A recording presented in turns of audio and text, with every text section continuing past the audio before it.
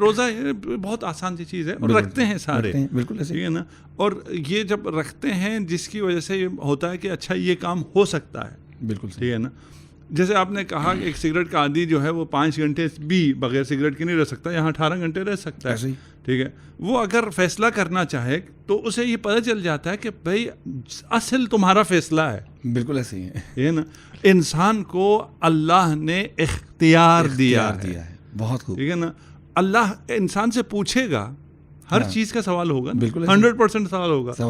جب 100% سوال ہوگا تو اس میں یہ نہیں آتا کہ بھائی یہ تو میرا معاشرہ ایسا تھا, میری جینس ایسی تھی, میری وراثت ایسی تھی, یہ میں نے اس وجہ سے کیا, یہ میں نے اس وجہ سے کیا, میں نے نہیں کسی وجہ سے نہیں کیا, اس لیے کہ ان سب پر تمہیں حاکم بنایا تھا, تمہیں قادر بنایا تھا. اصل اختیار, اصل لگام تمہارے ہاتھ میں دی تھی اور وہ تم نے فیصلہ کرنا تھا, بس صرف فیصلہ کرنا ہے. کتنا کانفیڈنس بڑھ جاتا ہے ایک انسان کا, یعنی انسان کو کہ میں نے اگر 18 گھنٹے یا 16 گھنٹے تک برداشت کر لیا تو یہ تو معمولی سی چیز ہے. کوئی بھی کام کرنا ہو, میں حلال چھوڑ سکتا ہوں تو حرام نہیں چھوڑ سکتا, کیوں نہیں چھوڑ سکتا, ٹھیک ہے نا.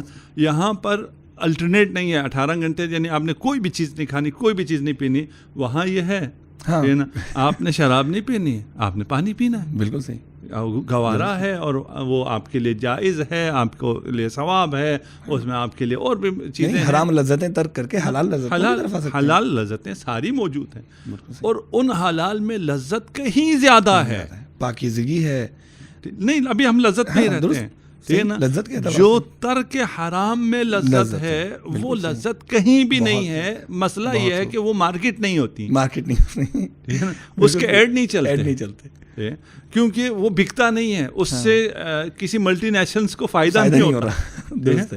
اس لیے آج کل کی اس دنیا میں سب کو پتا ہے کہ یہ سافٹ ڈرنکس نقصان دہ ہیں. واقعی ہماری جنریشن جب ہم بڑے ہو رہے تھے تو اتنا پتہ نہیں تھا. ہاں واقعی, ٹھیک ہے, ان لوگوں کو یہ تھا کہ نیا تھا اس زمانے میں, اور ایڈورٹائزمنٹ تھی, کچھ کہتے تھے نقصان دہ ہے, کچھ کہتے تھے نہیں جی یہ ایسے ہی کہتے ہیں, ٹھیک ہے نا.